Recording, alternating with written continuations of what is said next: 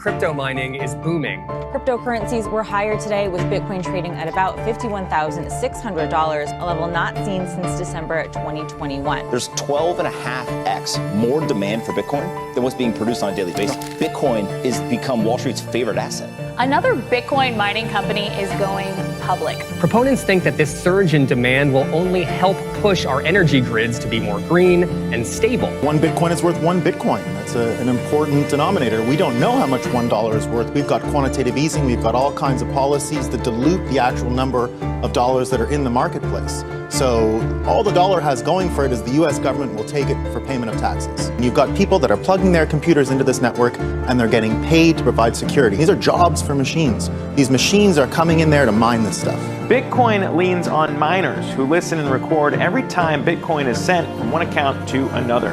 Why pay the banks for every transaction if you can be the bank and get paid for every transaction? When I came to that realization, I knew that I had to go all in. I really got inspired about the DCA type of buying Bitcoin just every month. I think Bitcoin will rise in price, but I will earn the same amount of Bitcoin for the same amount of money because I only pay my power. The actual Bitcoin price doesn't matter too much because the machine is just mining the Bitcoin for me. Let the machines work for you. And I love it when machines working for you, especially when you sleep. In the morning, if you wake up, you see, hey, I have 0.1 Bitcoin earned last night. Yeah, since I bought the machines with you 2-3 months ago, I already gained, I think, €6,000. And that with only 5 machines. So the return of investment is, I calculated 10 months. So after 10 months, you have already reached your point of return of invest. And after that, you make profit. 5 machines, and you see the terahash rates, and you see the score of today. So marvelous. At one point, every single one of my machines was generating somewhere between $800 and $1,500 per month. There were months that I was making 50, 60, 70, 80K, even up to 150K of passive income from my mining machines. At one point, Fortune magazine even published an article claiming that Bitcoin mining was one of the most profitable business models out there. In this video, I'm going to demystify the world of crypto mining. I'm going to share my journey of how I got into this industry, and I'm going to share how a small group of smart investors is making billions from this secretive industry, and most importantly, how you can profit from it as well. Even if you currently don't have a lot of technical know-how or a huge capital to start with. Make sure to smash the like button if you're excited to learn more about the topic of crypto mining. On the internet, you won't find many great resources that actually explain how this industry works. So I've put a lot of time and energy into making this video for you so that you understand everything that you need to know to get started as well. And if you want to get started with crypto mining and you don't want to wait until the end of the video, be sure to check out the link in the description, because with my company Epic Mining, we've helped hundreds of investors from all around the world to get started with Bitcoin mining. We source your machines, we ship them to our farm, we install all of the right software and connect them to our cheap green energy. All you need to do is connect your Bitcoin wallet and pay your energy invoice once a month. No need to manage complicated mining rigs in your own basement. We literally take care of everything so that you can just sit back and watch your automated payouts come in. So if this is something that you are interested in, be sure to check out the link in the description below. Fill out the form so that my team can reach out to you with more information about this whole process. All right, now it's time to follow me deep into the rabbit hole of crypto mining. But in order for you to understand all of this, we need to start at the very beginning, the creation of Bitcoin.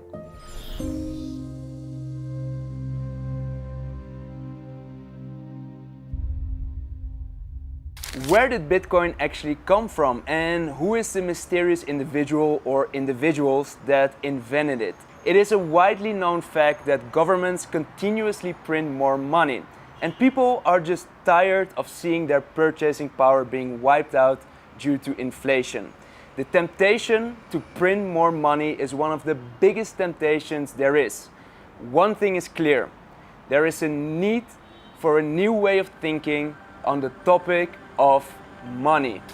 Friedrich Hayek, winner of the 1974 Nobel Prize in Economics, stated the following in 1984. "I don't believe we shall ever have a good money again before we take the thing out of the hands of the government. That is, we can't take it violently out of the hands of government. All we can do is by some sly roundabout way introduce something new that they cannot stop." And Bitcoin has become just that, an unstoppable force. The number of Bitcoin wallets is growing exponentially. Institutions are scooping up Bitcoins by the thousands. Publicly traded companies now have Bitcoin on their balance sheet. And even countries like El Salvador are buying into the asset class. And all of this was possible because in 2008, an individual named Satoshi Nakamoto released the Bitcoin white paper. The idea of Bitcoin was to take on central banks head first by creating an anonymous encrypted digital currency based on a fixed supply, where users can make instant transfers of value from one user within the network to another user within the network without the need of an intermediary. So who is Satoshi Nakamoto and where is he right now? Well, Satoshi Nakamoto never really stuck around. Just a few months after the Bitcoin white paper got released, the first block of Bitcoin got mined by Satoshi Nakamoto himself. We call this the Genesis block.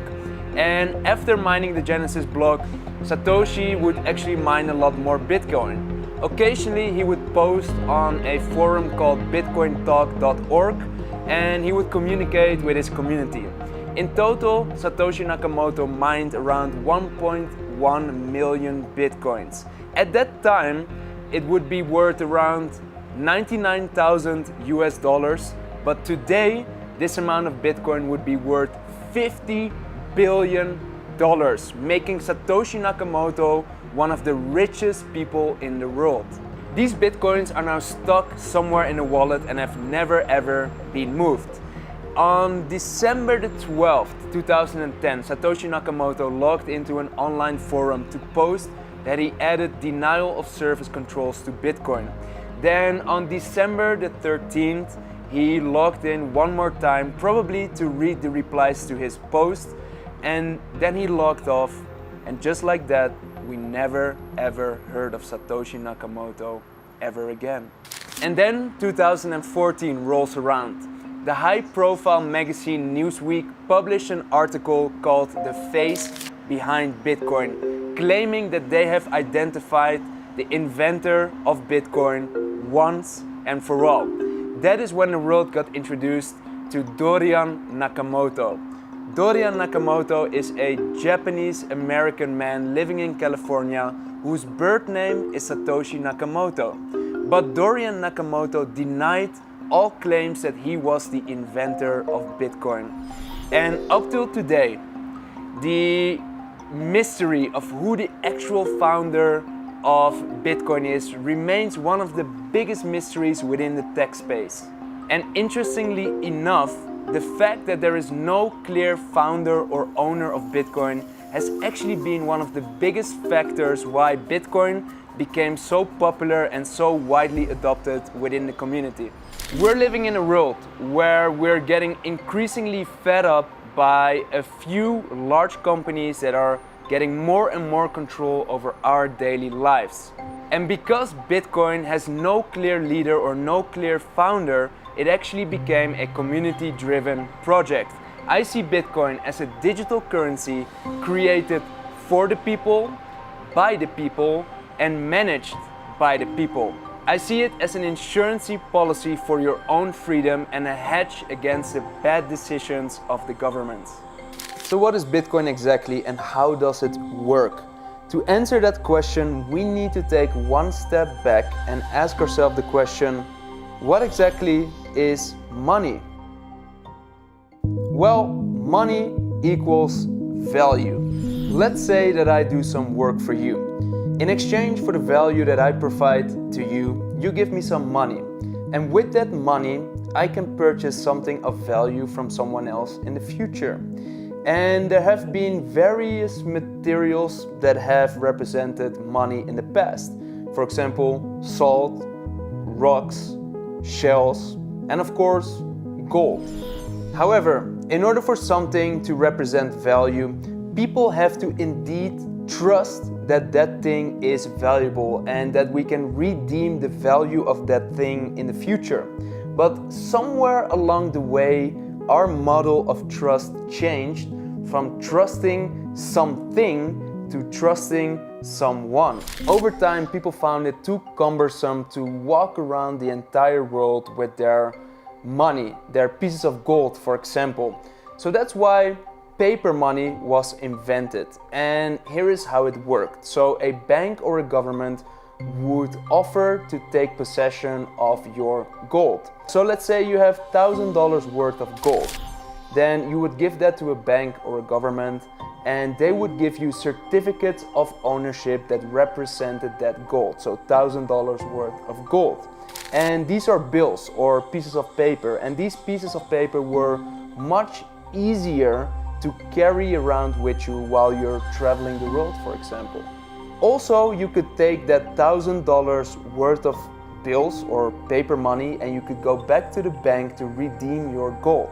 However, as time progressed, the bond between this paper money and the actual underlying asset that gave this paper money its value was broken. That happened in 1971 when President Nixon ended the gold standard. Basically what happened was that the government said like, hey guys, forget about the gold, let's just trade paper. And how weird does this sound, that people are just trading paper that isn't backed by anything of value?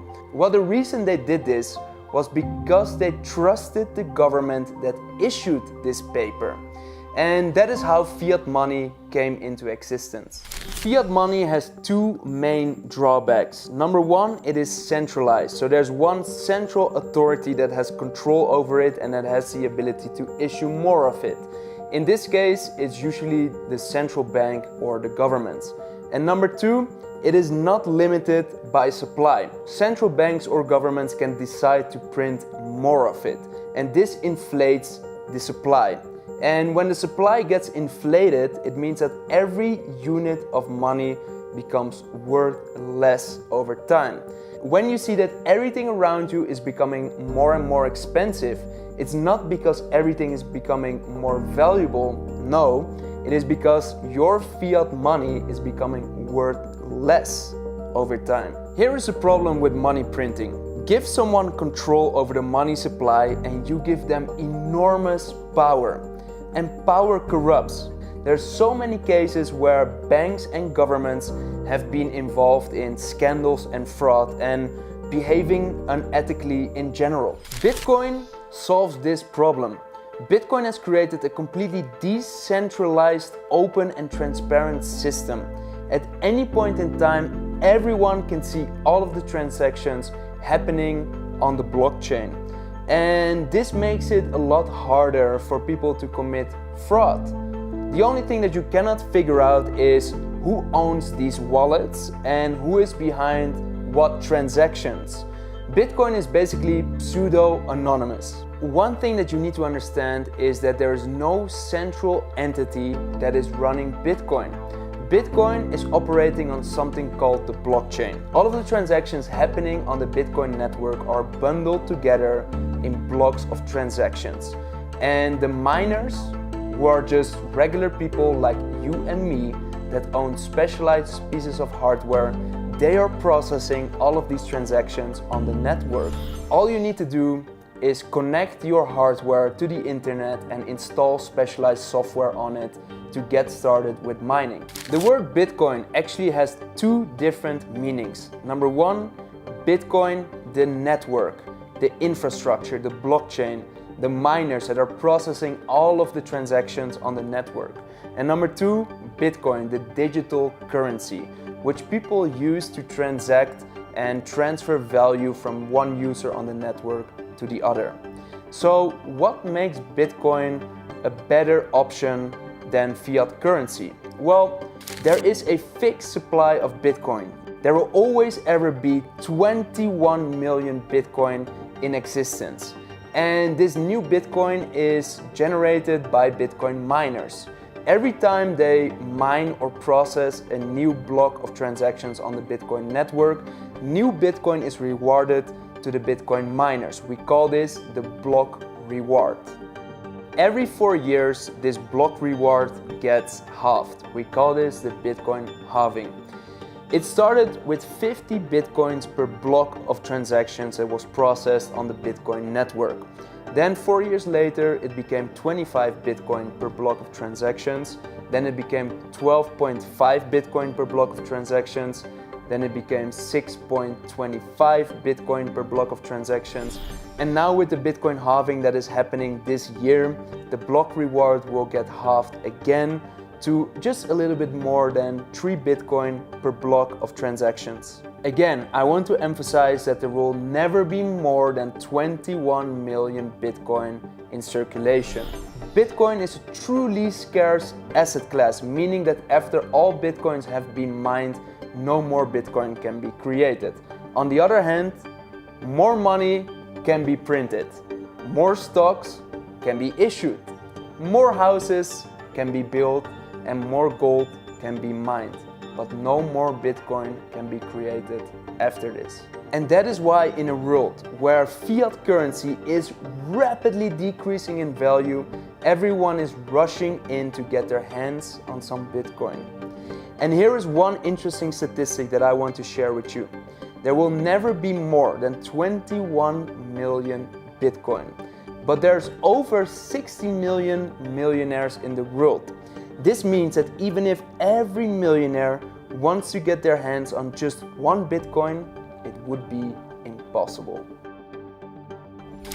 Miners are generating billions. It's actually one of the most lucrative industries out there. On the internet, you won't find many great resources about it. It's actually a very secretive world.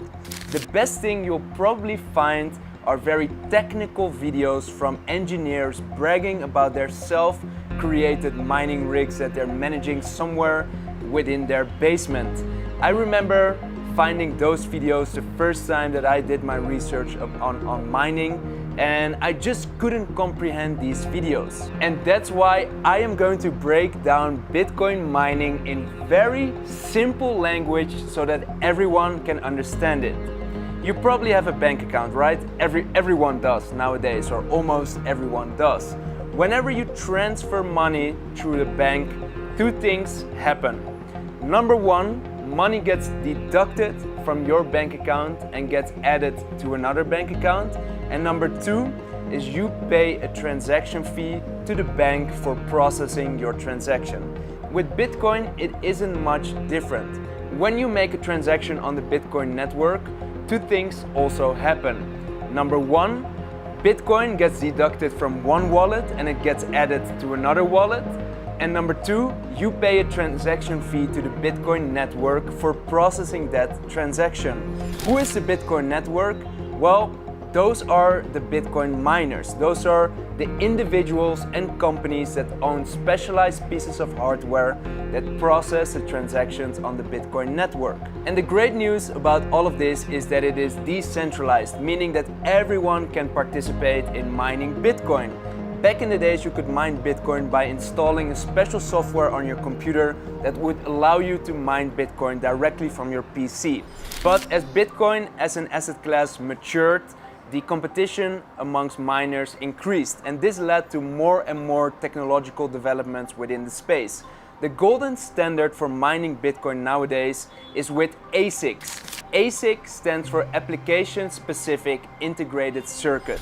In very simple terms, it means a specialized computer that has been designed for one particular purpose, and that is to mine Bitcoin at the lowest possible cost.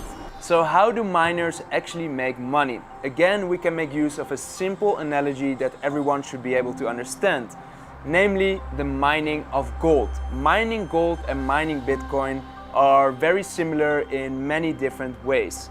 So let's take the example of mining gold. Whenever you're mining gold, you need to make a few investments. You need to invest in land, people, and equipment. And the whole idea is that if you're mining gold, you're able to produce gold below its market value. And two factors have a very big impact on your profitability as a gold miner. The first factor is the market value of gold. The higher the market value of gold, the more profit you will be able to make as a gold miner. And the second one is your production costs of gold. The lower you have your production cost of your gold, the higher the profit that you will be able to make when you're mining gold. It is exactly the same with Bitcoin mining. When you're mining Bitcoin, you're able to produce Bitcoin below its market value. But you need to invest in equipment and you need to pay for electricity. So there's two big factors that are impacting your profit as a Bitcoin miner. Number one, that is of course the price of Bitcoin. The higher Bitcoin goes, the more profitable your mining operation becomes. And number two is your production cost of your Bitcoin. So the cheaper your machines are and the lower your electricity bill is, the more profitable your mining operation actually becomes. It is the latter that creates the biggest obstacles for most investors, because most investors don't understand how to get cheap machines, what machines to purchase, nor do they have access to cheap energy. And that is where my company Epic Mining actually comes in.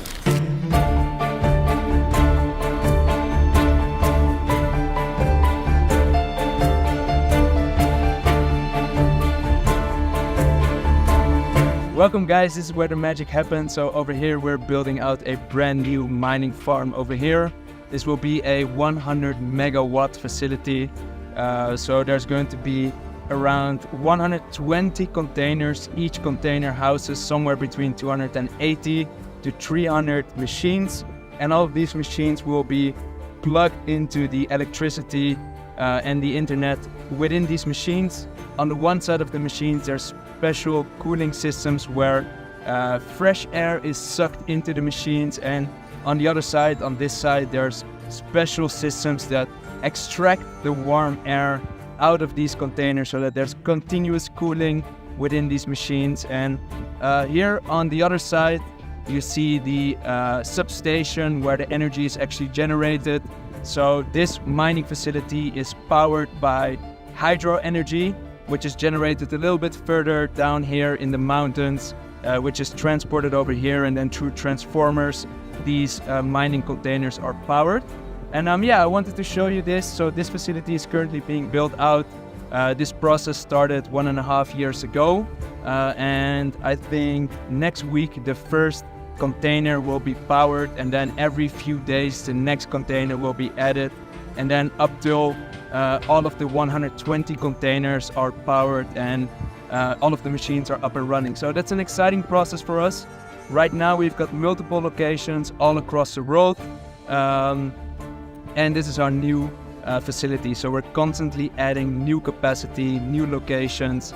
Yeah, we're always looking to optimize our profitability for our customers. So very exciting times. And yeah, I'm excited that I'm able to show this to you guys. In 2020, I built my first Bitcoin mining farm. At that time, the farm had 20,000 machines. We had our own gas field and our own power plant. This was right before the previous bull market started. I remember there were months where I was making 60, 70, 80, 100, 150K in profit from my mining machines every single month. That first mining farm was located in Kazakhstan because at that time there were very favorable conditions for miners. Nowadays we've got multiple locations all across the world, and there's over 80,000 machines located in our farms. There's more than $500 million worth of equipment in these data centers. And I just showed you the most recent one that we opened in Ethiopia. In 2020, I would occasionally travel back to Amsterdam and I would have some dinner with friends, and they would ask me like, Mitchell, what do you do nowadays? And I told them, well, I'm mining Bitcoin. I have a mining farm where I have a bunch of machines that are producing Bitcoin for me. I showed them my live dashboard, which showed them in real time how much the machines were earning, and I showed them some videos of the farms, and they were completely shocked. They asked me like, Mitchell, so really you have got like a computer or a machine somewhere that is making money for you? And I told them, yeah, that's exactly what I have. They would ask me questions like, Mitchell, how can I get started with this too? What machines do I need to buy? What software do I need to install? How do I get access to cheap electricity? And how do I maintain these machines? Well, here's the thing. Mining isn't really accessible to most people. First of all, suppliers of mining hardware don't really want to talk with you unless you buy hundreds of machines. And this would mean that you need to spend hundreds of thousands on your first order. Here's the thing, for most people, Bitcoin mining just isn't accessible. Why? Because suppliers of mining hardware don't want to talk with you unless you buy hundreds of machines. You're simply too small of a fish for them to put their time and energy in. So unless you want to buy hundreds of machines and spend hundreds of thousands on your first order, well, you're probably not gonna get machines from them. Of course, there's also some web shops out there on the internet where you can buy machines in smaller quantities. But this is the crypto industry and there's a lot of scams out there. So if you think that you find some web shop where you're able to buy machines at a lower quantity at decent prices, well, chances are big you're probably getting scammed, and I would hate to see you getting scammed out of your money. Of course, there's also a few legit resellers of mining hardware. However, it's very hard for you to understand who are trustworthy players and who aren't. So I've spent years of my life trying to build the right network of suppliers in order to get the right machines at the right prices. Secondly, most people don't have access to cheap electricity at home. Electricity is one of your biggest costs as a miner. And if you want to mine profitably, you need to find a way to get access to cheap electricity. And that's why I am traveling the whole world to find locations where we have access to cheap energy. And most of our farms are actually powered by green energy. And in fact, most of them are powered by hydro energy. So that is energy generated by water. And because of this, we're able to maximize our profits without destroying the planet. We aren't burning any fossil fuels or anything like that. And one final big obstacle, which I almost forgot to mention, is that most people simply have a lack of knowledge. They don't know what software to install, they don't know what machines to buy, and they don't know how to maintain those machines. Still, I kept on getting many questions from people in my surroundings asking me, Mitchell, how can I get started with mining? I want to do this too. So at one point I decided to organize an online webinar, basically a Zoom call, where I invited everyone that ever asked me how they could get started with mining too. And on this call, I explained how mining worked, and I offered them to buy the machines on their behalf, ship them to our farm, and connect them to the cheap green energy that we have in our locations. Basically, we created a turnkey system so that they would only have to connect their Bitcoin wallet of choice and pay their energy invoice just once per month, and basically sit back as their automated payouts come in every once in a while. And that day I got my first 100 customers and my new company Epic Mining was born. And today we've helped hundreds of investors from all around the world to get started with Bitcoin mining. So if you're watching this video right now and you're interested in potentially getting started with Bitcoin mining, then below this video in the description I've linked a form. If you fill out this form, then my team will reach out to you as soon as possible to explain the entire process to you and share the latest mining equipment deals that we have on offer. And maybe soon, you'll also have a bunch of machines in our mining facilities that are producing Bitcoin for you 24/7. So again, if that's something that you're interested in, be sure to go to the link in the description, fill out the form, and then we'll reach out to you as soon as possible. So I hope that you enjoyed watching this video. Be sure to smash that like button if you've gotten some good value and new insights out of it. And also be sure to subscribe to my channel if you want more valuable videos on the topic of money, mindset, and investing. So I'll see you in the next video. Peace out.